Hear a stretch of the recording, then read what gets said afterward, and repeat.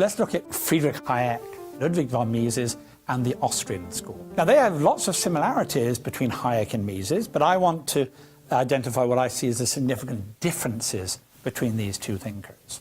And the first place you can see this difference, I think, is in their methodology. How do you decide what the role of government should be?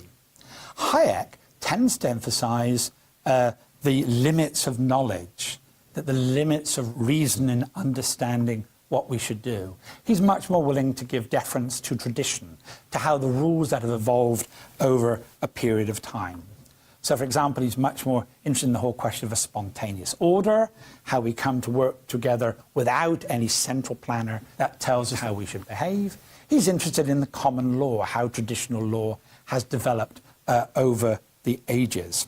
So he's cautious about self-evident truths that, for example, the founders of the United States Constitution examined. He thinks that many of the order that we do see in society were the result of human action, but not of human design. So, for example, the English language, no group or institution decided this is what the English language is going to be. It's something that has naturally evolved over time, but we recognize what those rules are, and we can live with those sorts of rules. Ludwig von Mises, another Austrian, though, had a totally different approach. He adopts what he calls what's called the a priori deductive reasoning. He believes that we can identify certain truths, what he calls axioms, that we can discover these axioms through our experience and through the use of reason. So in this view, economics is more like math than it is like physics that the Chicago School often talk about. So let me give you some examples of, he has many axioms, let me give you a couple of examples of these axioms that Mises identifies. First of all, he says that human action is purposeful. That is, what humans do is they seek to achieve certain goals. Actions are neither random nor are they predetermined. We can identify what people's goals are, what it is they're trying to achieve through their actions.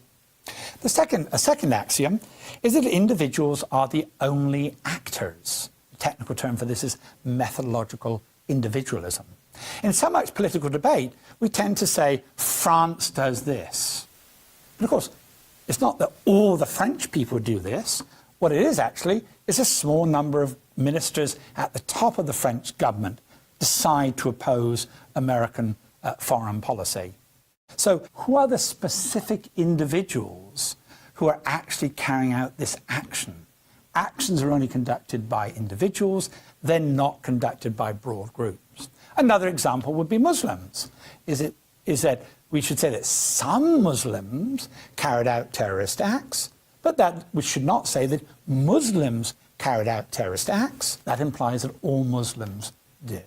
So whenever we try and understand any particular choice, we should try and identify who are the actual individuals who are making these specific decisions.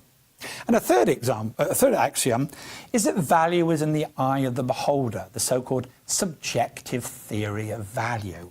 That is, things do not have value in themselves, but only that to which people attribute to it. So, for example, I think rap is crap, but some people like rap. Some people think it's a good thing. There's no objective value to rap.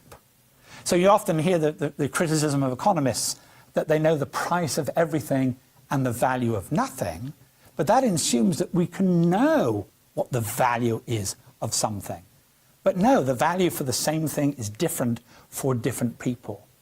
So Mises argues that simply using our reason, we can identify these axioms or these truths.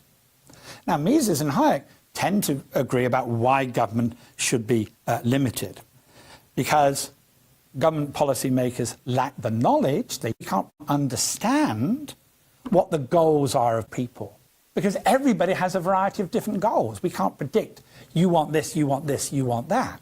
Goals are so diverse. And secondly, government can't work out what is the best means for people to achieve these goals. We can't plan that in advance. If we do X, the results will be Y. So they're very skeptical about the government's ability to identify what people's goals are, and to satisfactorily meet those goals. That's why the Soviet Union collapsed. It suffered from the knowledge problem of knowing what people wanted, and it suffered from the knowledge problem of knowing how to achieve those goals. So it's a consequentialist view.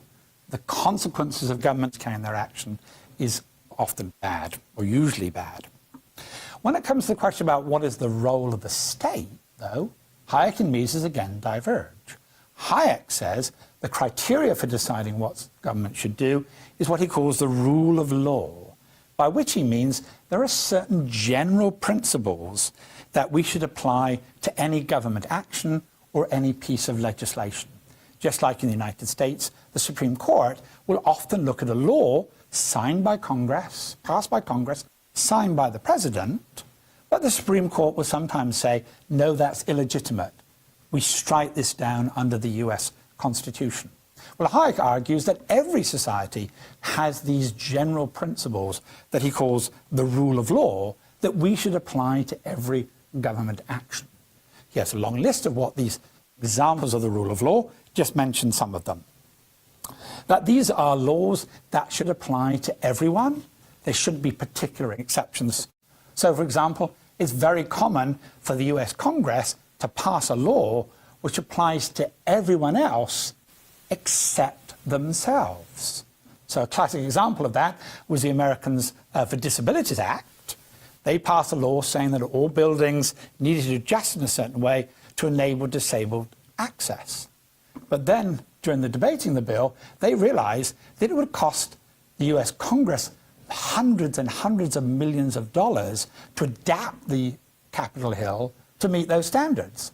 So they excluded themselves from that bill. That's an example of something where we're not getting equality before the law. They're creating exceptions for themselves.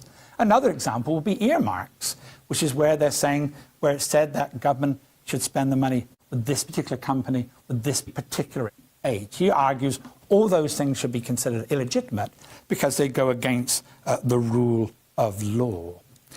And another example would be that laws should always be prospective. That is, they should be future-oriented.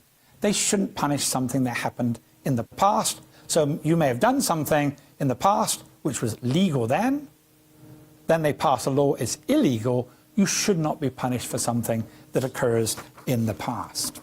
So that's his criteria of any government action. Does it meet the rule of law? Does it meet these higher principles? And his conclusion is somewhat similar to Milton Friedman's in terms of what government should do, although he comes from it, his approach to it is based on a different methodology. He does believe, for example, that some form limited welfare state can be justified by following the rule of law. Whereas Ludwig von Mises says, following these axioms, it leads us to conclude that there should only be a minimal state. That is, the job of government is solely and exclusively to guarantee the protection of the life, health, liberty, and private property. There is no role for the welfare state, only a minimal state. So here we have two Austrians broadly agreeing on many sorts of questions, but they have a different methodology and they have a different conclusion about what the role of government should be.